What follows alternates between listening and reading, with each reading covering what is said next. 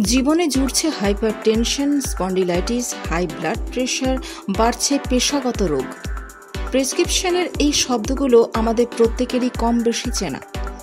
লাখো লাখো গরিব মানুষেরা যে মারণ রোগে আক্রান্ত, সেই পেশাগত রাজার নাম ডাক্তারবাবুরা এড়িয়ে যান তাদের প্রেসক্রিপশনে। সিলিকোসিস, আবারও বলছি, নামটা সিলিকোসিস। এই মুহূর্তে এই মারণ রোগে মৃত্যুর কোলে ঢলে পড়ছেন হাজার হাজার গরিব শ্রমজীবী মানুষ। কিন্তু কেন? কাদের জন্য দিনে দিনে বাড়ছে আক্রান্তের সংখ্যা? কি পদক্ষেপ করছে সরকার?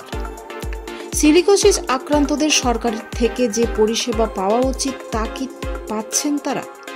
কিভাবে প্রতিদিন এই রোগের সঙ্গে লড়ছেন আক্রান্তরা আর তাদের পরিবার? কলকাতা থেকে ঢিলছোড়া দূরত্বে উত্তর 24 পরগনার মিনাখা। সেই মিনাখা ব্লকেরই একটি ছোট্ট গ্রাম গোয়ালদহ। এক অদ্ভুত থমথমে পরিবেশ এই গ্রামে। জোয়ান ছেলেদের দেখা পাওয়া ভার। বেশিরভাগ মহিলারাই কাজ করেন শাড়িতে জড়ি চুমকি বসানোর। এভাবেই চলে এখানকার বেশিরভাগ সংসার। গ্রামটিতে যেন মৃত্যু মিছিল চলছে। ভাত জুটুক আর নাই জুটুক, জোটাতে হয়েছে অক্সিজেন। কি মারাত্মক বিষয় বলুন তো। সিলিকোসিস যে কত মারাত্মক হতে পারে তারই ছবি ধরা পড়বে এই গ্রামগুলোতে ঘুরলে।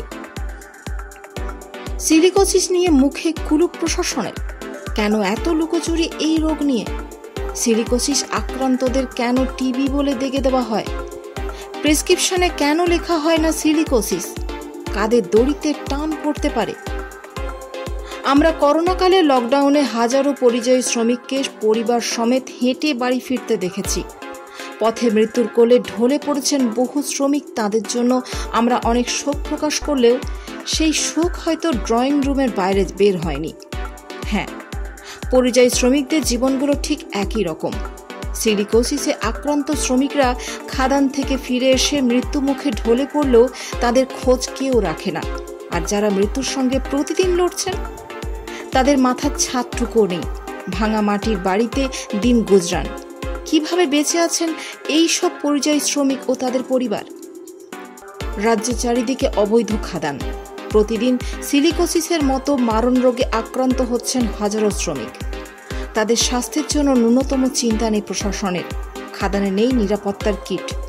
আর সিলিকোসিসে আক্রান্ত হলে মেলে না অনুদান।